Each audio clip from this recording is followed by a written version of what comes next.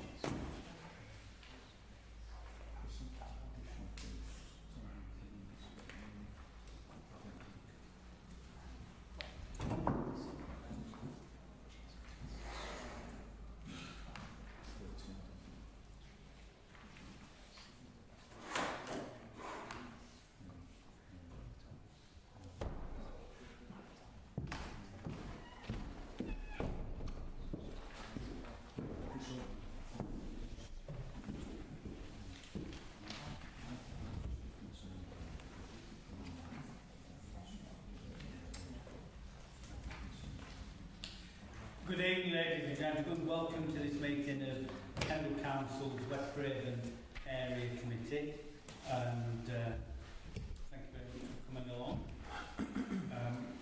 We'll do introductions first of all. My name's David Whip. I'm Evening Coach Councillor, and I chair the Area Committee. If I go to my left, Hi, Neil Watson. I'm Planning Officer for Pendle, and I'm also standing Committee Coordinator just for this evening. Hey, David Bixford, Councillor for Barnsley. Hello, Susan Lamb, Councillor for Eby and Coates. Evening, David Hartley, Councillor for Eby and Coates. Councillor Whip. Heidi. I'm Heidi from Calvert and South Parish Council. John Spencer, Vice Chair of Barnsley Town Council. Christine Pollard, Southern Parish Council. Chris Church, Councillor for Barnsley. Joanne Eccles, the Committee Administrator at Pendle Council. Thank you very much for that. Just to explain procedure, we have with us elected Pendle Borough Councillors and representatives from town and parish councils. Everybody around the room, all the councillors around the room, are able to propose things and second things, but only Pendle councillors are able to vote. So if people aren't voting, that's the reason why. I have one speaker this evening, and that's on the planning application, Graham Love. Yep. Thank you very much. We'll come to you in a little while. Some procedural stuff, declarations of interest. This is where any councillors who have a prejudicial pecuniary interest in an issue have to declare an interest and not take part in that discussion or decision. Are there any declarations? No. Okay. Item 2 is public question time. This is an opportunity for any members of the public to ask questions on issues affecting West Craven that aren't otherwise on the agenda. Are there any such questions? No. Okay. Item 3 of the minutes of the previous meeting. Would somebody move those as a correct record, please? Thank you very much, Chris. Seconded over there. All in favour? Thank you. And please and community safety issues. We haven't any knowledge as to whether a police representative is going to come. We've not had anything from them, so I think we're assuming that they're not going to be in attendance. I do have something to report about community safety issues. There is an opportunity if anybody wants to flag any community safety problems, or we can relay them back to the constabulary or take other appropriate action. The issue that I want to report is that I had a meeting earlier today about a community alcohol partnership, and these partnerships are set up in order to reduce the risk of harm to children and young people from alcohol. And we've had problems in West Craven in recent months, which has led to our area being highlighted as benefiting from a community alcohol partnership. In addition, one of the policing team who works for the Rural Valley and Pendle Task Force has applied for funding for diversion activities during the school holidays, and both from the point of view of the problems that we've been having and the need for this police officer to get match funding, it's led to holding the launch of this community alcohol partnership today. Bit short notice, and there could have been a wider participation and representation, but I think the name of the game was to get it launched in order to unlock funding. And that's the bit where I think we can come in as an area committee. Through the partnership, there is some funding required for the diversion activities which I mentioned earlier on, 6 weeks activities provided by an organisation called Ed Start, and they'd be doing weekly activities in Victory Park, either now or later on the agenda. I'm going to suggest that we allocate 500 quid from the Bonolswick pot of the area committee budget in order to ease the mechanism for that to take place. I think the total funding required is something like 2.5. The police officer has secured 1,500 and is open to raising the 1,000. So if we can dip 500 in, it will help. I'll pick that up when we get to the area committee budget later on. That's it from me. So are there any other community safety issues that people want to flag up? If not, if we can note that, I think we'll just put the statutory resolution in, regretting the absence of anybody from the constabulary. Thank you very much. Are we okay to move on to planning? Yeah? Good. Okay. Right, we've got the one plan application for determination. I was going to suggest you came and sat up at the table, but it's entirely up to you. So we've got Graham Love speaking on the application for 30 dwellings with a new access. It says from Park Avenue, which is a nonsense. It's not Park Avenue, it's Abbey Road, Salterford. And if ever this gets to appeal, there's going to be a very confused planning inspector. But we'll see what happens in the meeting. Okay, Graham, you've got up to 5 minutes, and over to you. Okay, thank you, Chair. Good evening, councillors. So, I won't say more than I need to, but I'm happy to answer any questions you might have. All I want to talk about is surface water drainage.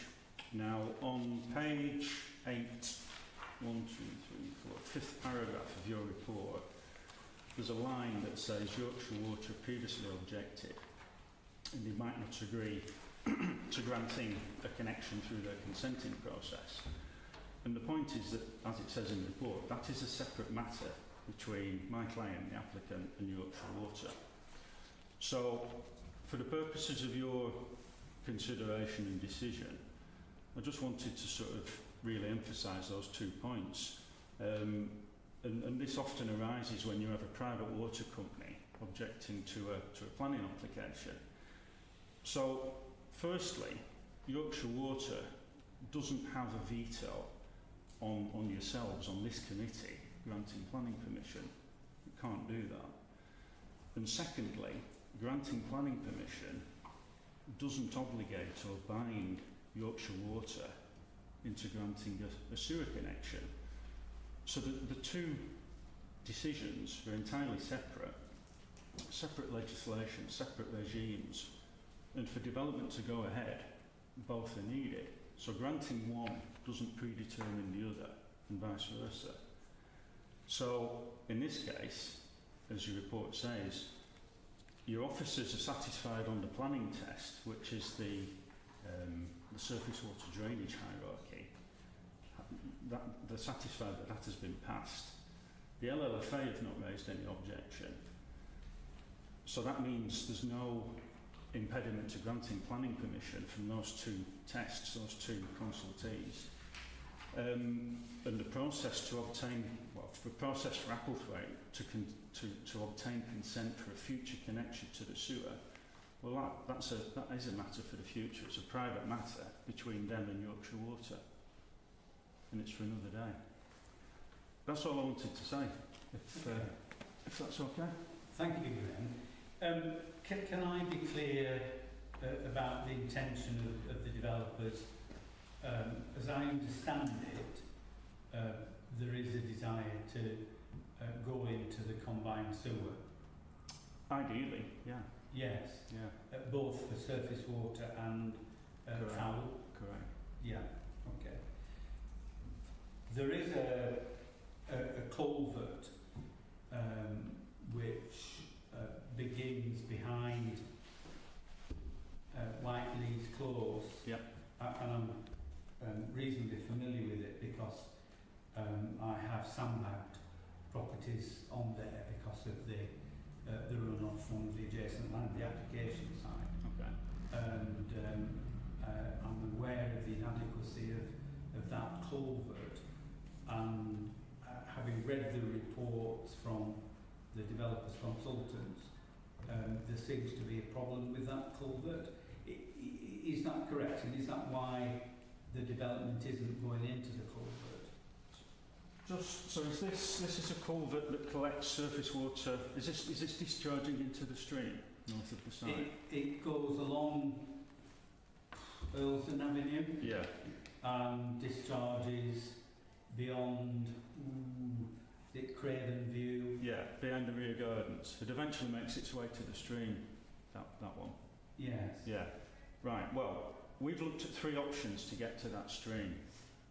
So that's one of them. The other one is to come out into the main road and then go back in again at a point further along, and that could be either to connect to the culvert you're talking about, which goes via Earlsdown Avenue, or you could come in further along next to number 90 and go through a field to get to the same stream. But neither route works, because as you say, the culvert that goes through the houses is restricted flow. It blocks, it's not great, it needs work doing to it. And the other culvert has collapsed. So, for the purpose, as I say, for the purposes of demonstrating compliance with the hierarchy, if you can't get to a water course, if you can't discharge to ground, you can't get to a water course, the obligation or the expectation is for the statutory provider to provide a connection to the sewer network if one's available. So that's where we're at. So as I say, there's no constraint on granting planning permission, and that doesn't predetermine the negotiation with Yorkshire Water that's still to come. Okay, thank you. Can I just check with colleagues as to whether there's any further questions from committee members? No. Can I thank you very much Okay, thanks. for coming on and speaking this evening. And unless there are questions that arise, I can't bring you back in. Okay. We'll see whether anybody picks anything up beyond that. Mr Watson, can I ask you, in terms of what Mr Love has said, what the position is with the drainage and the procedure that's been outlined? Yes, Chairman. Effectively, it is. We're supposed to consider a drainage hierarchy, and so that's infiltration, then through to discharge into a watercourse, and then to combine such as sewers and combined sewers as a last resort.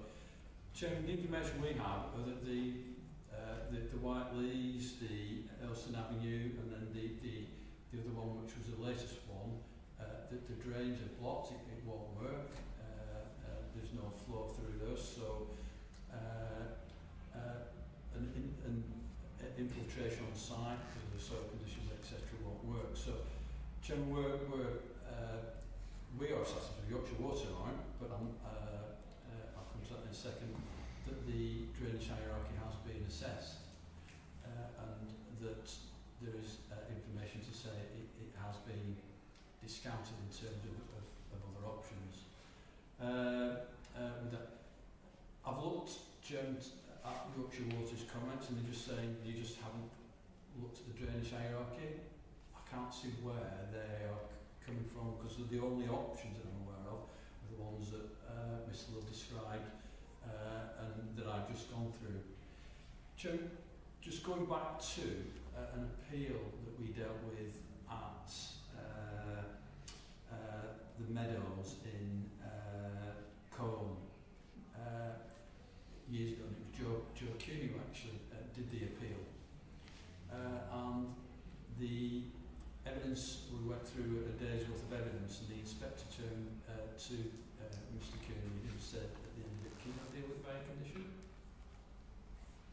And we were awarded costs against us, I think it was around about £25,000, because the inspector's view you can deal with those issues by condition. So clearly, I don't fully agree. We do need to know where the drainage is going to discharge to. But there's an element of that being a matter between the developer and the sewage undertaker who's responsible for that infrastructure. But during our point to condition 19, it puts the onus back on the developer to come back and satisfy the council that they can actually discharge to a fully functioning drainage arrangement. So my view, Chairman, is slightly skewed here, but my view is that this can be dealt with by condition. Okay, thank you. Just on condition 19,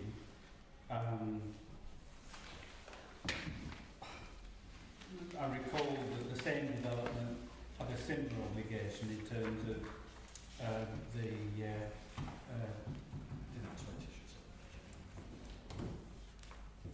right, okay, well 19 is the towel and 20 is the surface water.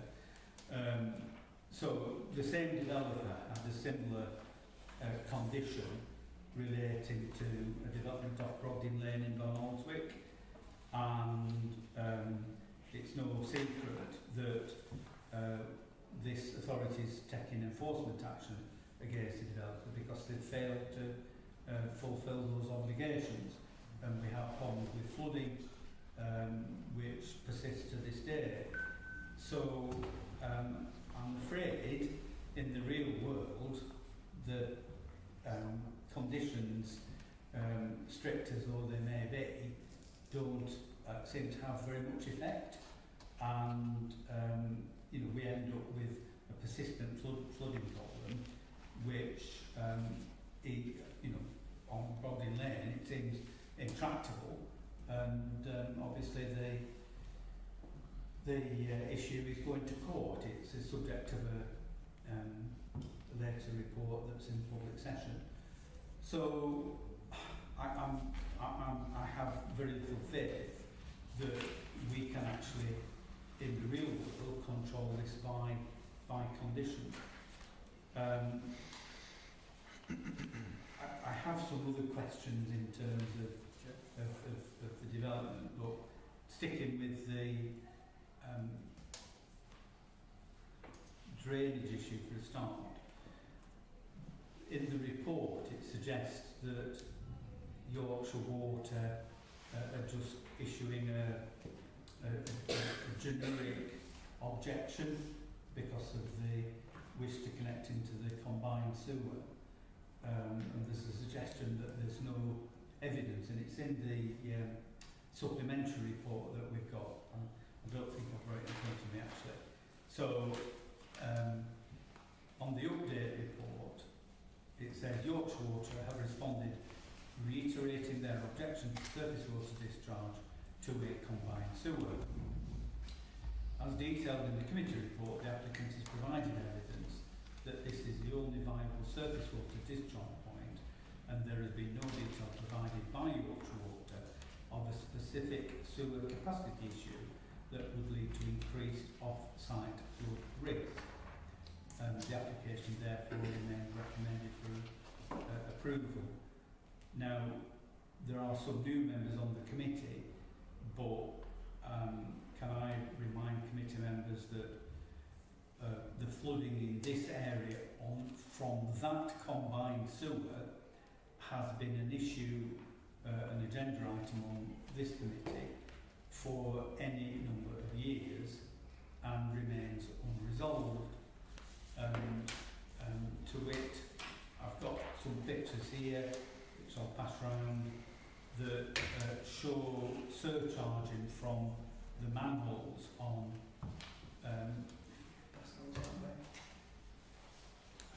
and if we can pass one to Mr. Love as well. So we've got pictures there of the discharging from that combined sewer, which Thanks. I think it's a bit indistinct, but you can count 5 manhole lids that are surcharging on that line, and that is foul sewage from that combined sewer in flood conditions. So it's not correct to say that there's no detail provided by Yorkshire Water of a specific sewer capacity issue. It's one that we've taken up with Yorkshire Water on multiple occasions in order to try and resolve that problem. So there is a significant issue. The people who live down at the bottom of Saltworth Road end up with foul sewage covering their entrances, covering the highway several times a year, flooding from that combined sewer. So there is evidence there.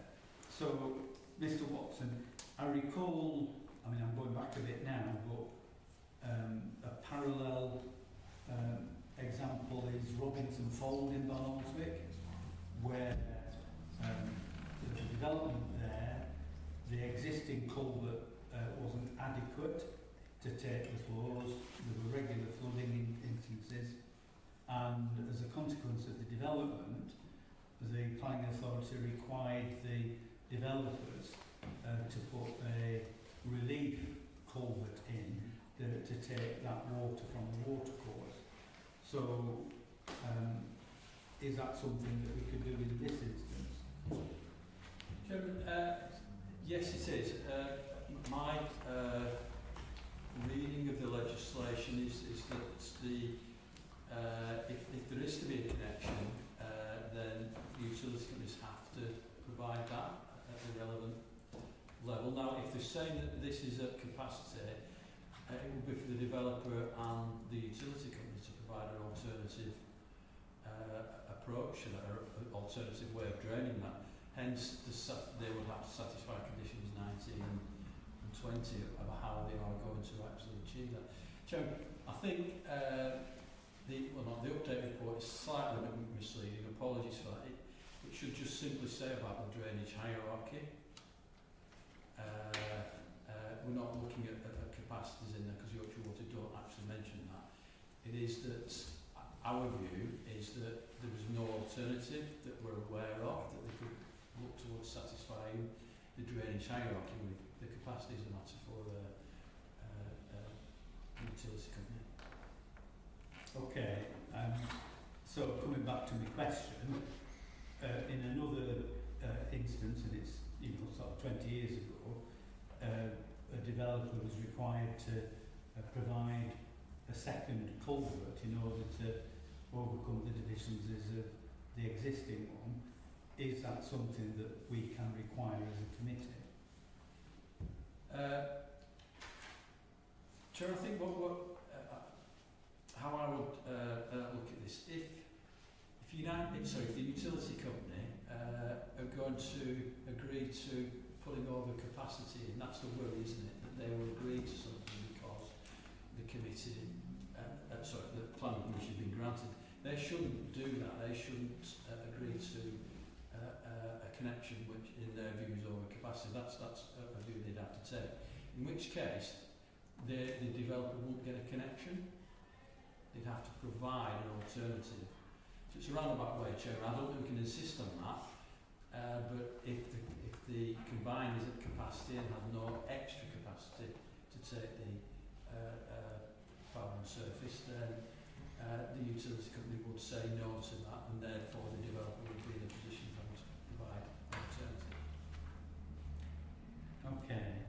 Well, I mean, my lived experience, having paddled about in that foul sewage on multiple occasions, is that the system is over capacity, isn't able to take any further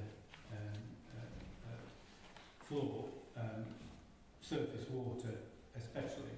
I mean, if we can get rid of some of the surface water in that combined sewer, it might be able to cope with the foul.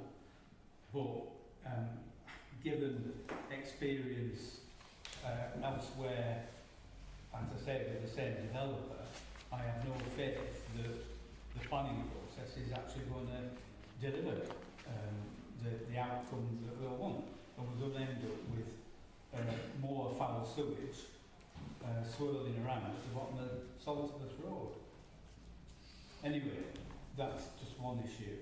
Can I ask about TPO trees? Because the development, as I understand it, requires the removal of 2 trees that have got tree preservation orders on, and then some trees that aren't protected, together with some highway trees that, again, aren't protected. So what's the position with those? No, Chairman, no TPO trees are going, but there are highway trees going with that. Unless I misread that. Trees. As part of the development proposal, the intention is to remove 2 trees to facilitate the proposed development, T9 and T10, that are subject to TPO number 2, 2024, and then 4 trees, T1, T3, T4 and T20, that are not protected. To facilitate the footway link, it would also be necessary to remove a group of highway trees, G6, adjacent to the boundary of 1 Whiteley's Close. Chairman, yes, apologies for that. Yes, as with any application, you've got to balance the impact that would have on the need for housing, and Chairman, we're in a position where we don't have a 5-year supply of land as well. You've got to take that on board, so there's a tilted balance to apply. So, Chairman, you've got to look at whether those impacts are so severe in themselves that you could justify refusing the application.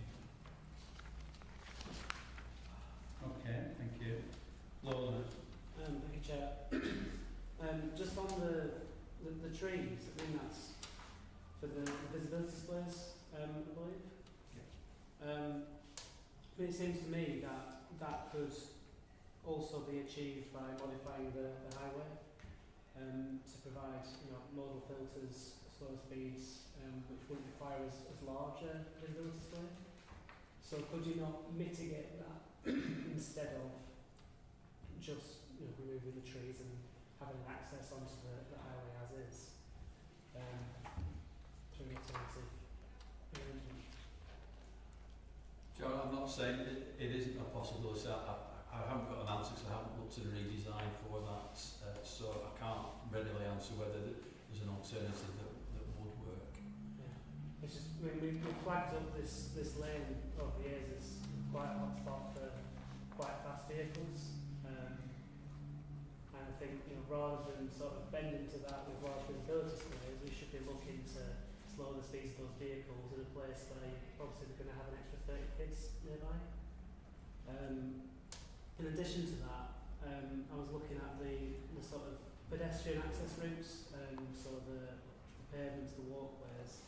And it's great that they've got that link in the eastern part of the site. What I noticed is there isn't a raised crossing. Everything to the west of the site to cross straight over to that. And the continuous pavement would have you go right around to the north of the site and then get across without cutting across the road there. So I wonder if a raised pedestrian crossing could be put in adjacent to plot 14 to go straight across to that pedestrian link into the centre of the area from there, onto Northbourne. And in addition to that, there's a public right-of-way which terminates onto the road just south of the south boundary of the site, which isn't on this application. However, it seems to me there's a very easy win-win-win of a pedestrian link on that southern corner of the site to come off that road and onto the pavement work of the site. You know, just allowing that shortcut, safer route through from that footpath to Abbey without going along that stretch of narrow country lane, which would also allow tenants of the houses, owners of the houses, to get onto that footpath and towards Salterford that way, towards Barnoldswick, which we know a lot of teenagers use that route already.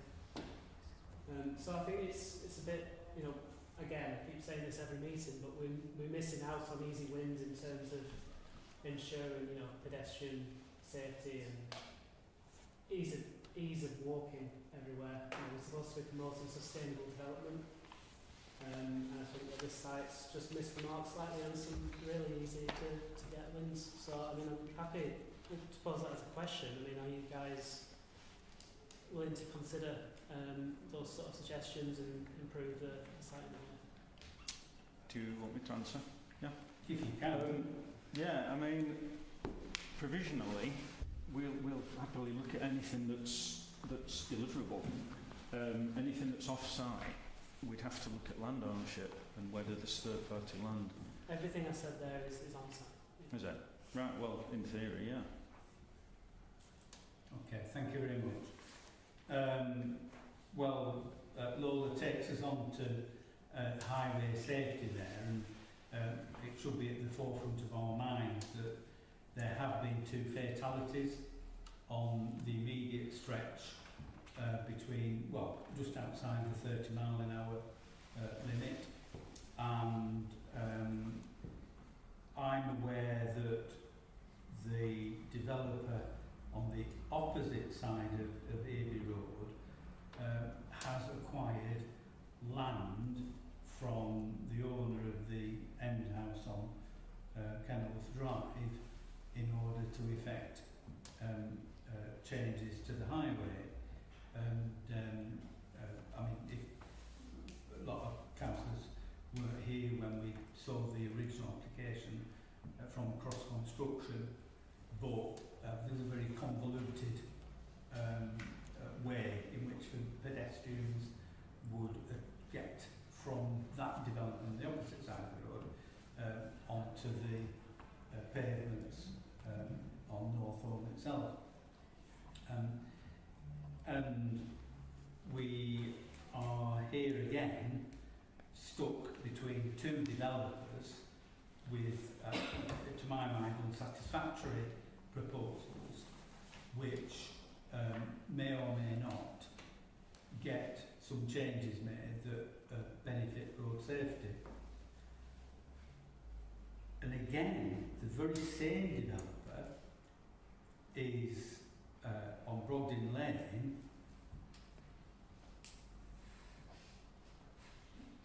working with or working against another developer because there's two approvals in the same vicinity, and we've had a hiatus where the necessary work hasn't been carried out because one developer says it's up to the other developer, and we've got a repeat of the exact same circumstances in Erie, coincidentally with the same developer that we've got the problems with on Brogden Lane.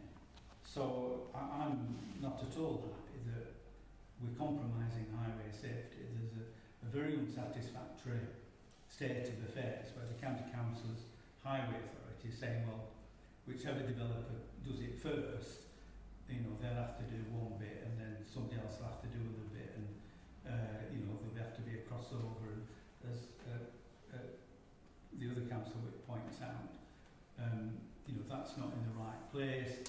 It doesn't actually lead to people walking. It means that more and more people will be jumping in the cars in order to go either into Erie or elsewhere.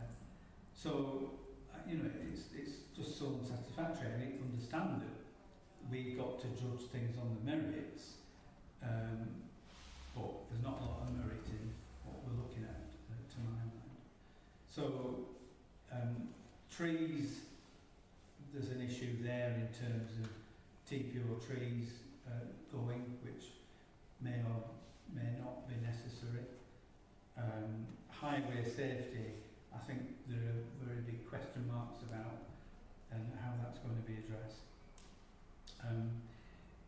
Can I ask Mr Watson about another aspect, which is residential amenity, because one of the initial concerns that we had when the plans came previously was to the residential amenity of the existing residents on Whiteley's Close. So what's the position with that? Generally, the distances between windows is fine. Amended details came in, lessening that we could have a big drop between them and a high fence. It would have looked oppressive. Chairman, the land levels have been lowered, so there is at one point a small retaining wall there, 0.8 of a metre I think it is. So the levels have been altered so that relationship now will work and won't present if you will, a wall of fencing, etc. between them. Okay, and in terms of if we had a section through the development of the existing houses, are the living habitable rooms of the new development going to look into the windows of the bedrooms of the existing properties? They'll look towards the rear of them, yes, but they're further than 21 metres away, so that's the standard in the SPD. Okay. David, we wanted to come in. Yeah, so I'm just glad you picked up on the Brogden Lane issue, because that was my main issues. One of the first things that we did when I came onto the council was go down and see the absolute mess that they've made down there and all the promises that they haven't kept as a developer, which really doesn't bode well for any future developments to say this is what we promised to do. I also wanted just to alter your figures. To my knowledge, there have been certainly 3, possibly 4 fatalities on that stretch of road. There was one which was a double one, and one a little bit further down, which was it in the bus sort of thing. and there's possibly another one that was hit there but died in hospital later on. So that is a bad stretch of road there, and even Lancashire County Council aren't happy for the children to walk to Salter school down that stretch of road. They say they've got to go via Erie and Kelbrook and round down a 3-mile detour to walk to school, and Salterford will be their nearest school, any children on that estate.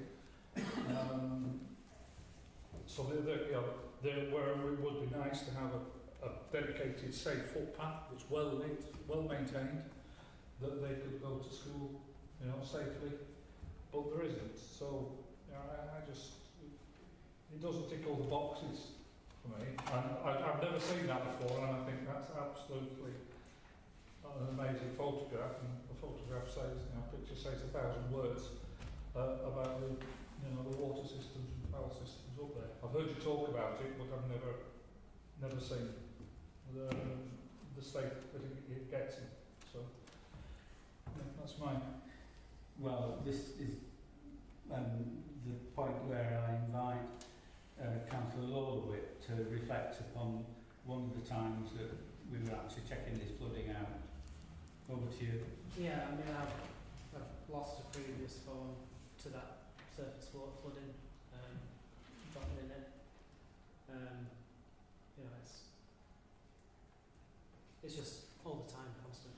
You know, there really needs to be a sustainable long-term solution to that surface water drainage up there. The combined sewer just isn't adequate, and I don't think Yorkshire Water will ever grant it, because they know it isn't. Even with just the houses that are there, never mind the prom developments. Chair, regardless of the drainage issues, and I reflect on Neil's comments around consent requirements from Yorkshire Water, I'm not satisfied that the plans we've got are good design.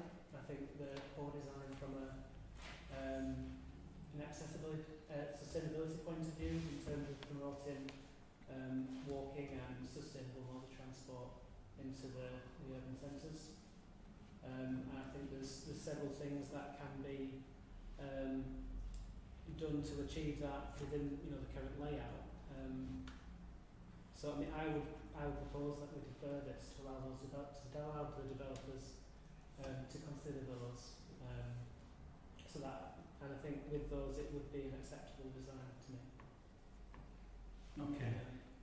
That's setting aside the drainage issues, which It is. may or not be surmountable. Yeah. Okay. Would you be happy to include a reference to the development on the opposite side of the road to see whether there could be a joint proposal that addressed the issues relating to highway safety and sustainability? I would, yeah. I think there needs to be an adequate plan in place for a crossing point, if there is going to be one. You know, it needs to be, to my mind, that coming into Erie at that point from Salterford, it needs to be a road narrowing, modal filter, possibly a raised crossing there. But there needs to be that detail in, and we need to have assurances that they'll get the consent for highway works and that will go ahead. Because I don't think the development stands up without that proper link into Erie. Okay. I mean, the other opportunity is that if the other developers acquired land, they could actually put a proper footpath in that would improve highway safety as well, rather than the rather inadequate proposal that already has got planning permission. Yeah. Maybe. Just to get it clear in my mind, that the second development, where are they going to discharge the foul and surface water? I can't recollect what the proposal is. Do you know, Neil? Not off the top of my head. 10 years ago, wasn't it? Yeah, I know it's a long while ago, but I'm just mindful that if this one goes ahead without addressing that, and then another planning application application comes in, and where's it going to go? Well, I think the other one is, you know, greenfield runoff rate and so on and so on and so forth. So on paper, it wouldn't necessarily worsen the situation, Okay. but obviously there would be additional foul sewage. It's further over the watershed, isn't it? So it might very well. It couldn't go into the culvert that is in existence, but is in poor condition, because that's at a higher level. Chair, I can answer that if you want to know. Well, thank you for volunteering that information. Yeah, do you want me to say? Okay, so we're talking about the triangular side on the other side of the lane, aren't we, the road? Yes. Yeah, right. So that does actually, it's a pumped surface water connection, and it does go into the combined sewer because Yorkshire Water agreed to that before they changed their policy. It's about 2 years ago. Right, so, okay, so they're pumping it uphill Yeah. into the same combined sewer. Okay. They can't go up now. And that's the big thing for me. I totally get all the road safety bit and the flooding, and I've been involved in both of them over years in different roles. It just begs belief that, you know, we would even consider a planning application that doesn't have a resolution to at least not impact any further on that, even if you don't fix it. I just can't believe that. And it's been resolved on the other side by pumping into the same sewer. It just all just does not make sense. We're just trying to put everything down one drain that already cannot cope. Yeah. That's the end of it for me. I just can't see any other points around it. It just feels wrong. Okay. Christine? Yeah, some points are irrelevant and some are repeating themselves. What's the point of TPOs if you're going to move, you know, take them off? I don't like that. And then the paragraph under principle of development, and I won't be from Salford if I didn't pick up on this, is just like some Monty Python's. The development is not an extension of Salford, but it's an extension of the settlement of Earby. Well, this is a table and this is a chair. If I put this chair at the end of that table, does this make a chair a table? Or is it still a chair and that's a table? At the end of the day, this development is being built in Salford. And that's just my point on that.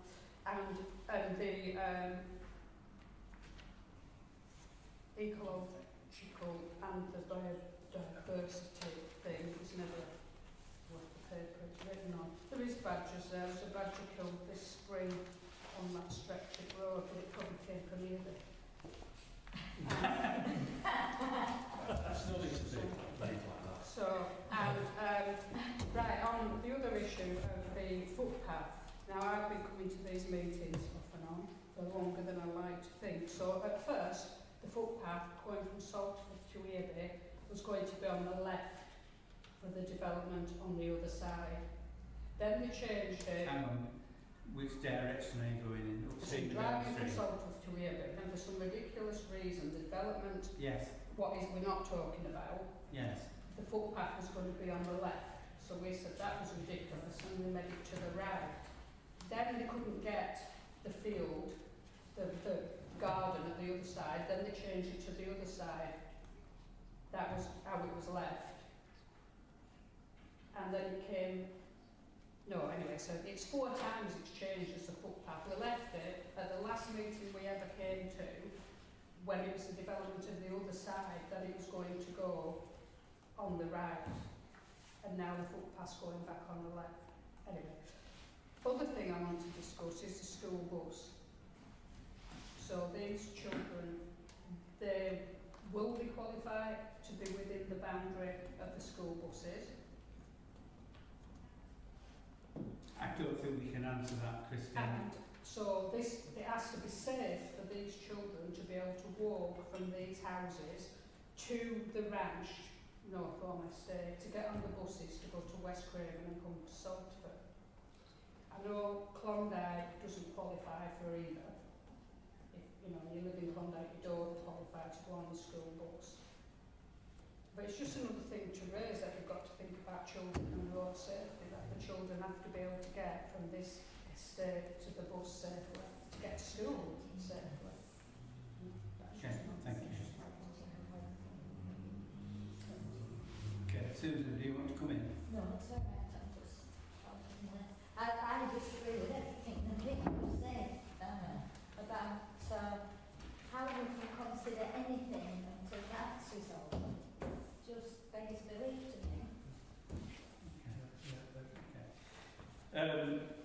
Right, well, we have a proposal on the table that we defer a decision on this in order for the developers to look at the design from a sustainability point of view in respect of sustainable transport, getting to and from the development, going into the centre of Earby, and the point that's just been made there about access to the school. I think a further reason to defer is in order for this developer to liaise with the developer, the development on the opposite side of the road, to see whether there is a combined proposal that would materially improve road safety. And then thirdly, it's a question of having a satisfactory drainage strategy that would not lead to further overcapacity on the combined sewer that runs down Saltforth Road. And I would perhaps add something in there that committee would wish that any redesign could seek to preserve protected trees so that they would not need to be removed. Susan? Very silly question, but because it's so long since the opposite side was granted, will they have to reapply to start building? Because all these say in 3 years. There has been an application to keep it alive. Right. There've been some site investigations. Whether they would claim that they've made a technical start, I'm not quite sure. But there has been a JCB on occasion in the field, so it may be that they've secured a technical start and they've got planning consent in perpetuity. Right. I don't know. I just wondered whether it would end up being refused by the water company, the same as this one, if it had to come back. I'd have to ask Mr Watson whether if the Yorkshire Water got a different policy, would that lead to a different outcome in terms of the planning? Could do, Chairman. Depends what the policy is, but it could do. Okay. Christine's saying it's for sale. 1.2 million. If you want to buy it. You know, I mean, that would make sense in terms of comprehensive development. Yeah. Okay, are there any further issues? So, I mean, I think it's so unsatisfactory that if we were deferring it, I'd be minded to be supporting the refusal. But if there are ways in which the various issues that we are concerned about can realistically be addressed, then let's see whether they can be dealt with. clearly there's a lot of time being given to the applicants to try and overcome the objections from the different aspects, and extensions of time have been given for that. So I would hope that there could be an agreed extension of time in order to resolve the issues in a sensible fashion. Are there any further comments? No. We put a time limit on the deferral. Well, I think we ought to be coming back as soon as possibly we can. Lola? Just a question on the HV power cables.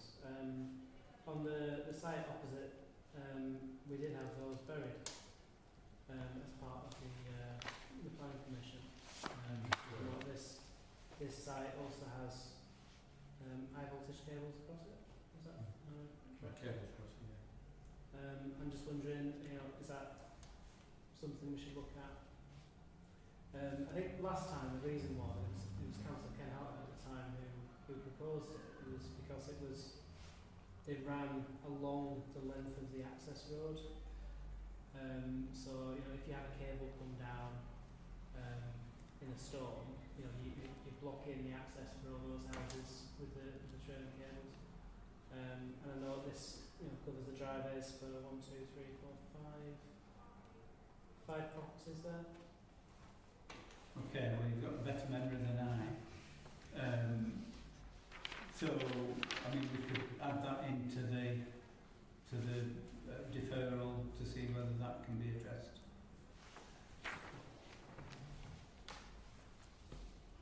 Yeah? Okay.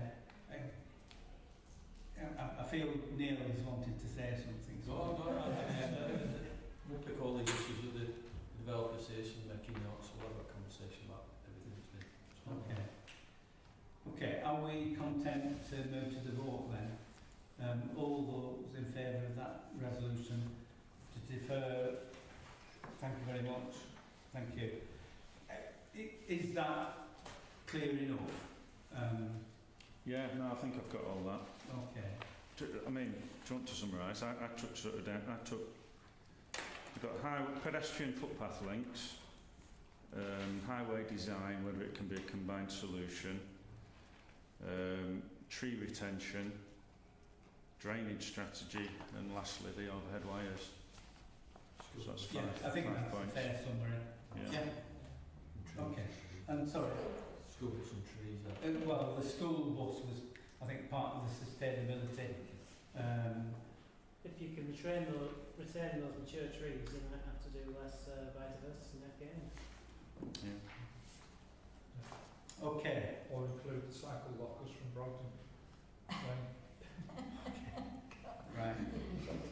If you want to stop and from when we discuss the Applesway development at Robin Lane, you're more than welcome. Okay, can we move on then?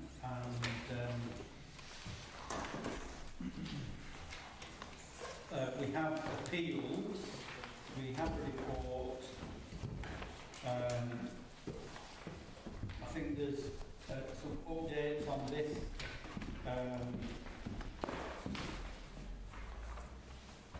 On the first one, appeal against refusal for change of use to a children's care home. That is also the subject of a full certificate of lawfulness. What's happening with that, Neil?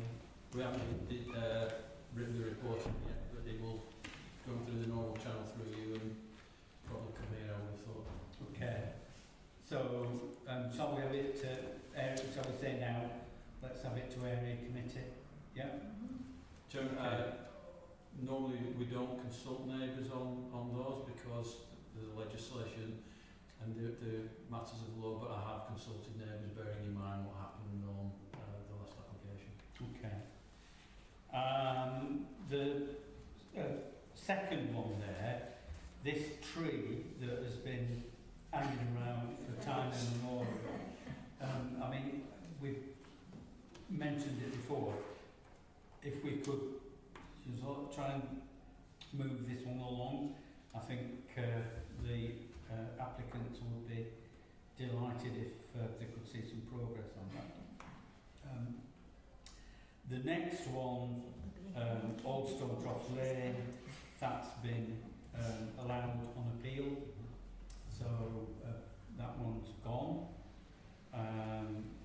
And then on the fourth one, the appeal by the telecoms operator for some of the parking spaces on the Raynham Road car park to be made into a telecommunications mast. That appeal has been allowed. I am aware that it's the same operator that is looking at a parcel of land owned by Barnsley Town Council, and that it's an either that one or this one. I mean, my view is that the other location is preferable to at the end of the Raynham Road car park. So it's up to Barnsley Town Council whether they negotiate to get that, and that obviously would be subject to planning approval anyway. But it would be a preferable outcome than sticking one end of the car park, which nobody wants, and rather sterilises the car park for alternative use, should that be desired in the future. Yeah. Chris? Can I just check, do we know that that's an either or? Yeah. Yeah, thank you. And that's from Barnsley Town Council's end.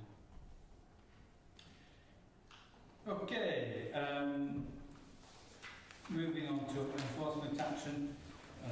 I noticed that Applethwaite didn't hang about.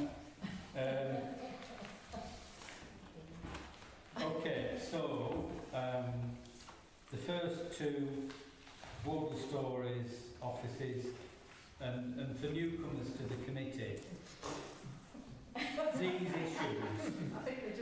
these issues have been around forever, and you'll see the dates when the original enforcements were served is 2021.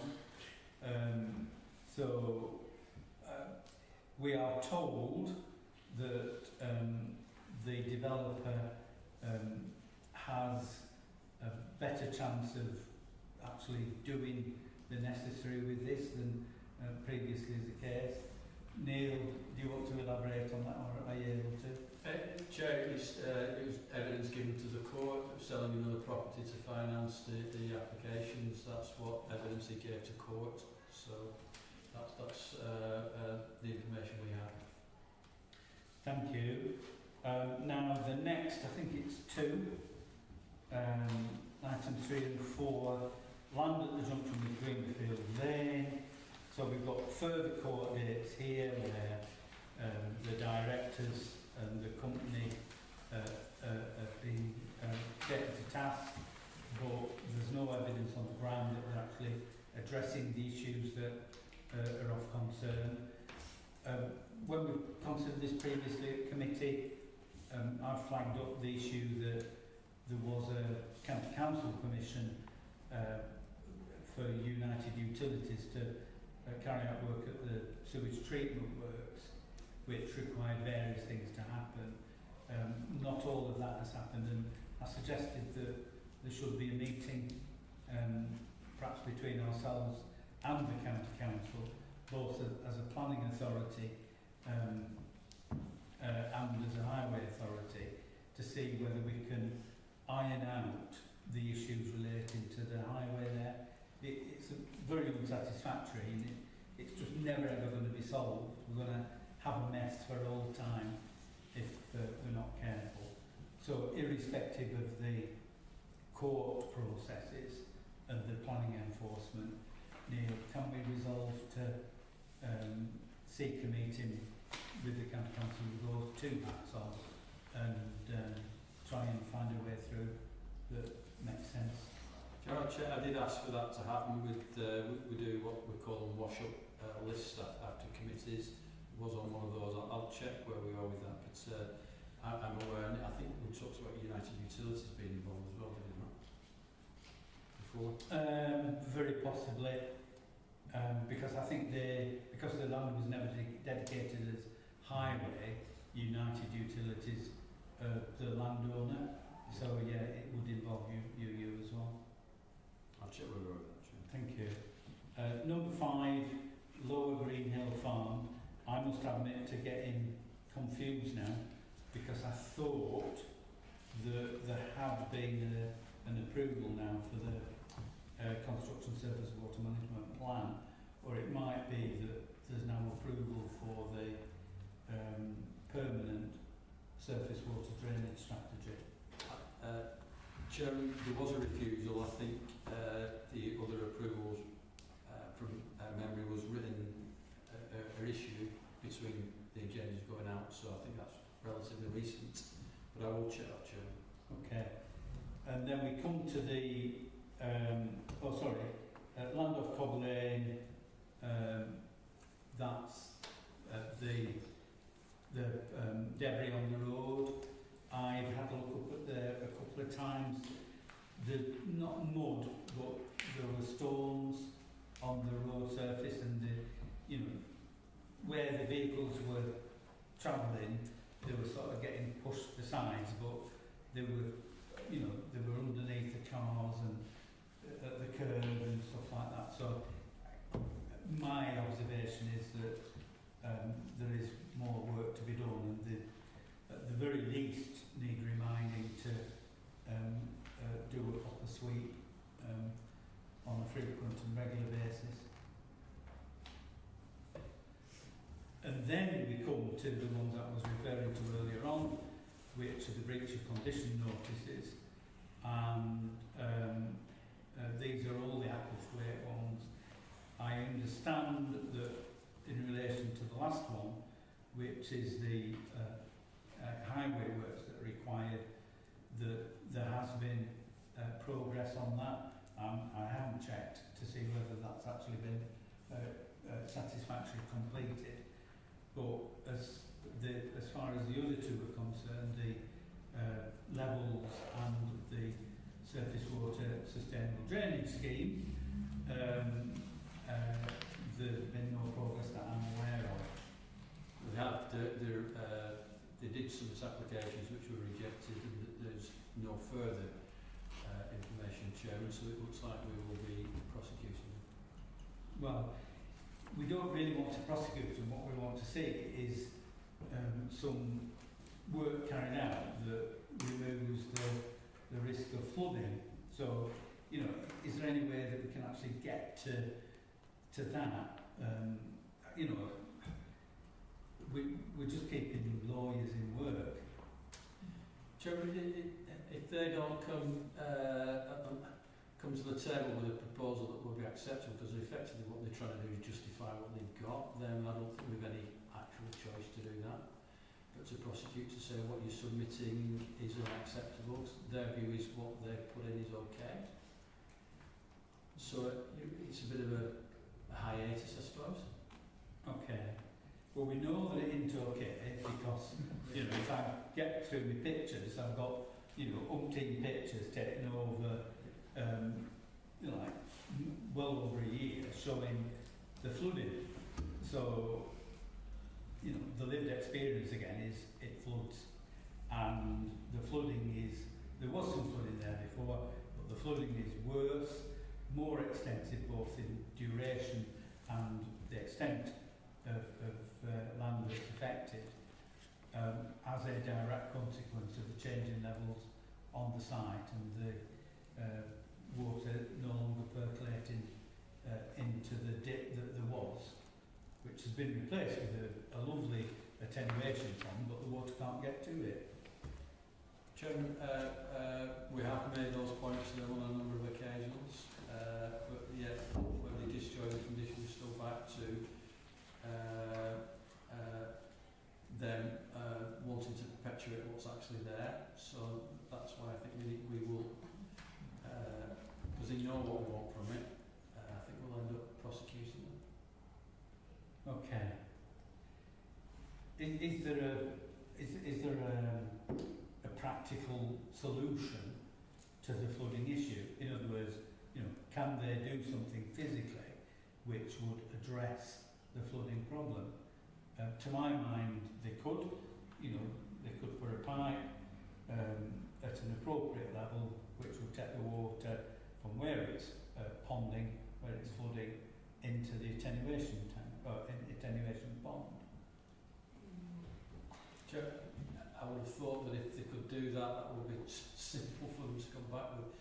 I'll have another look at it. But as I said, we have gone to them to tell them what the issues were and asked their drainage engineers to design something which would alleviate the problems they've caused, and they just haven't come back with that.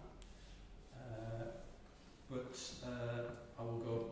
We can go back to them and reiterate that, Chairman, and ask whether there's alternatives. But they need to apply for this again, and they need to submit the details to get it discharged. So unless we prosecute them again, not again, unless we prosecute them, it's unlikely that they're going to submit details. Okay. Any further comment on that? Are we noting that report? Yeah. Thank you. Item 7, Area Committee budget. As I mentioned earlier on, I would like to propose that we allocate £500 from the Barnoldswick slice of the pot to match fund the provision of diversionary activities over the summer holidays at Victory Park through the Community Alcohol Partnership. Are you happy to move that? Happy to move that, yeah, definitely. I'll second. Okay, moved and seconded. Any comments? Any further?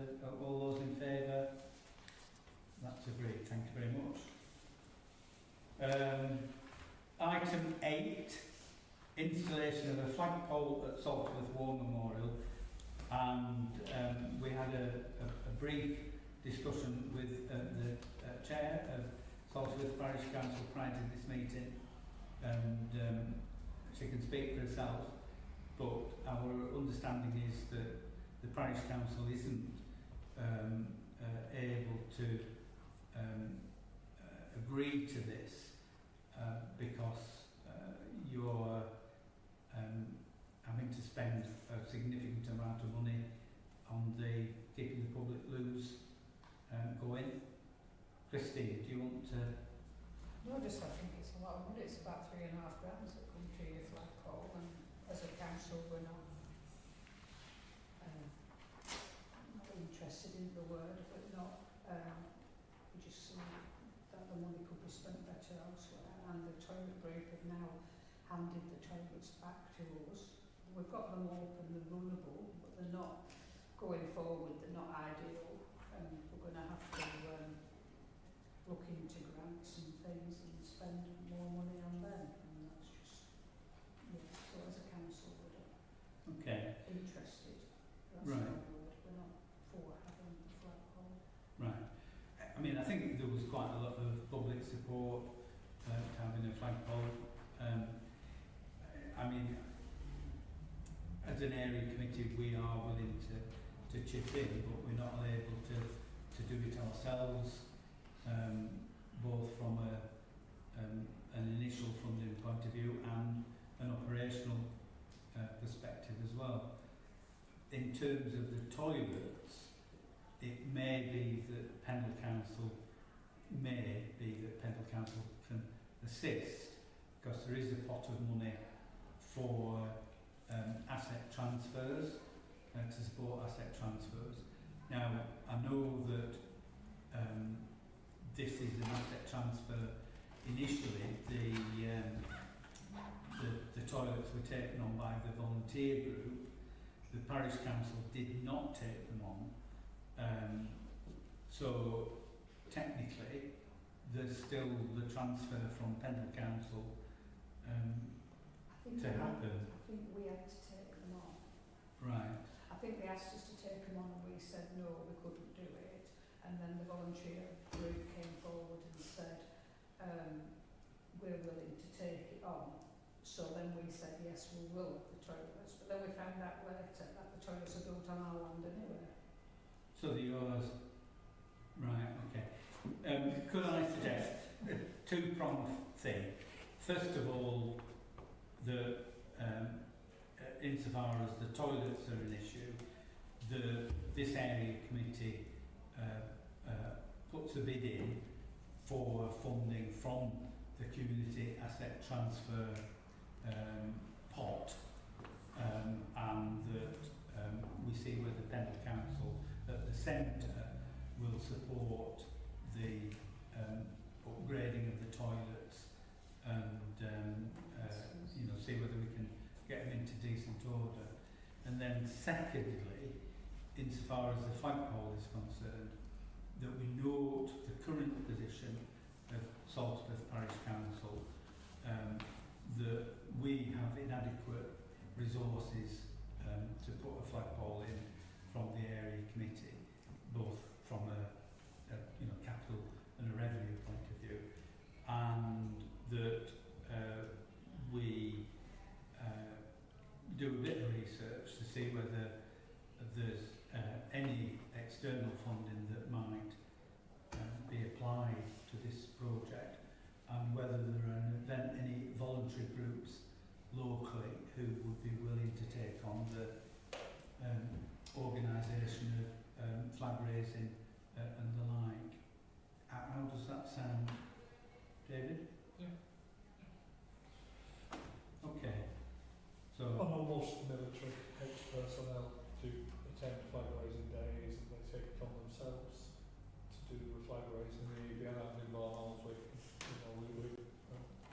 see very, although it is growing, small number of people that do that, but we're now getting people coming in, West Craven veterans and things like that. So yeah, there's a lot of people that are happy and proud, patriotic, that would like to raise the flag and things like that. So yeah, okay.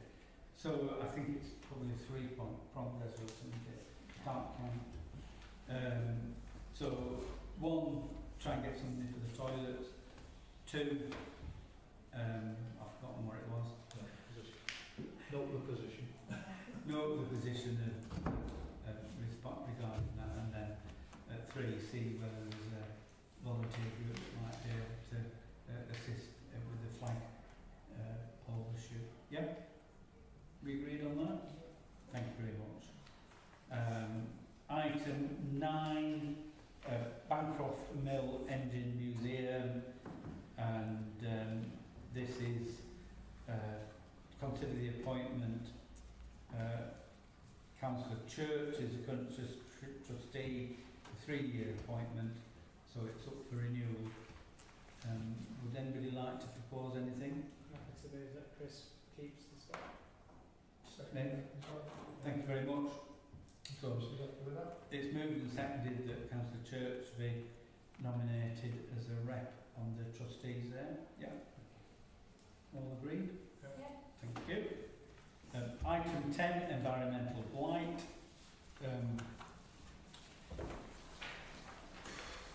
West Coast Road, Lorry Park. For my sins, I'm a pretty regular visitor to the Lorry Park. And I am dismayed at the amount of debris that accumulates and the wanton fly tipping that there is when people go and find that the County Council's household waste recycling centre is closed, and then they just sort of like chuck the stuff down by the fence. I'm equally dismayed by the fact that the County Council, through the site operatives, don't clear that up, and it bounces back on Pendle Council. David Walker, who's not here this evening, I don't think he does it personally, but bounces back on Pendle Council to go and clear up the fly tipping. Now, I would have hoped that the County Council would have been a little more accommodating, and the latest, as I understand council aren't willing to facilitate the operation of the CCTV camera that this committee bought or paid for in order to support the battle against the fly tipping. So I think it merits a meeting, not with the county councillors, but with the officials of the county council to try and knock some sense into the heads. So it's the waste disposal people. Susan? Wasn't the problem that, as it says in that paragraph, that there weren't any warning signs to the CCTV? Because I think, according to this, it looks like they're going to apply to have that camera installed now that they've got the warning signs. I'm not sure whether the position's moved on, but the last I knew, the county council were objecting to, having it on their property.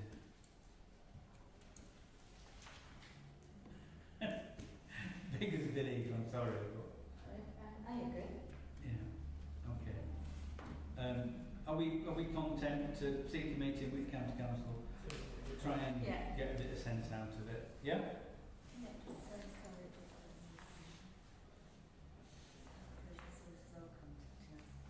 Yeah.